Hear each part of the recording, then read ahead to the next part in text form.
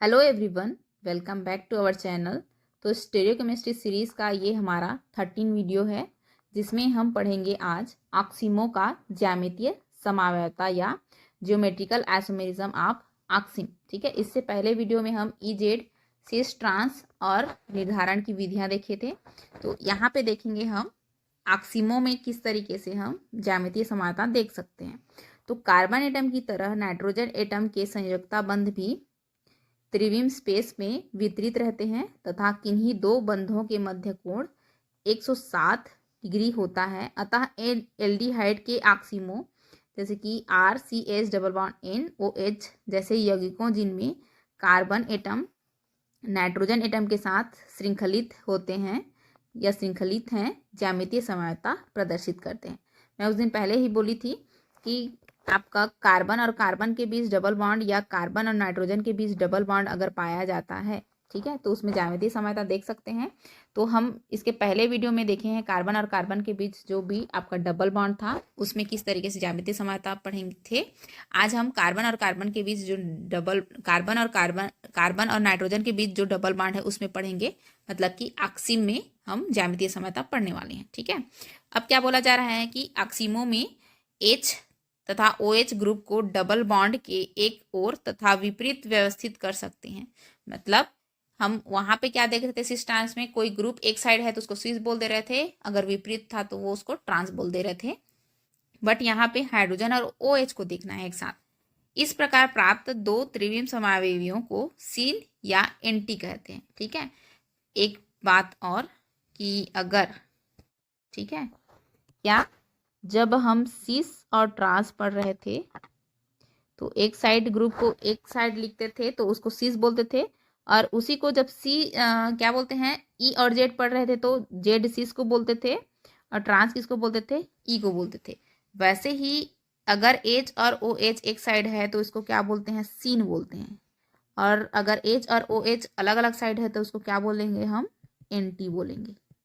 ठीक है, तो इसी को अलग अलग तरीके से अलग अलग नामकरण करके 3 नाम दिया गया है उसी का। ठीक है, तो देखते हैं अब सीन और एंटी क्या क्या है हमारा।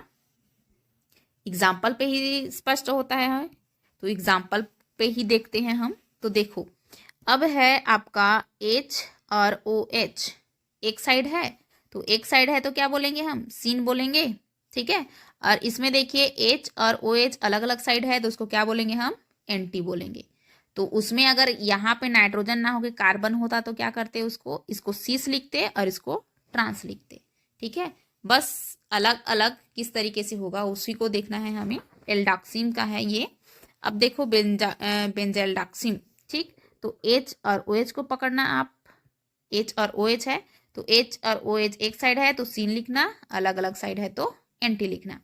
और एक बात और, यहाँ पे कभी कभी लोन पेयर ऑफ इलेक्ट्रॉन भी रहते हैं, कभी कभी नहीं, आप दर्शा सकते हो, क्योंकि नाइट्रोजन पे 3 बॉन्ड के अलावा एक लोन पेयर ऑफ इलेक्ट्रॉन रहता ही है। ठीक है, तो ऐसा अगर लोन पेयर इलेक्ट्रॉन रहता है तो उसमें कंफ्यूज नहीं होना है, हमें आगे रिएक्शन करना है। तो अब देखो, जैसे कि ऊपर में बोला गया था कि हाइड्रोजन और OH ग्रुप एक साइड है तो उसको सीन बोलेंगे, लेकिन यहाँ पे तो हमें दिख नहीं रहा है हाइड्रोजन, OH तो दिख रहा है लेकिन हाइड्रोजन तो पता नहीं चल रहा है।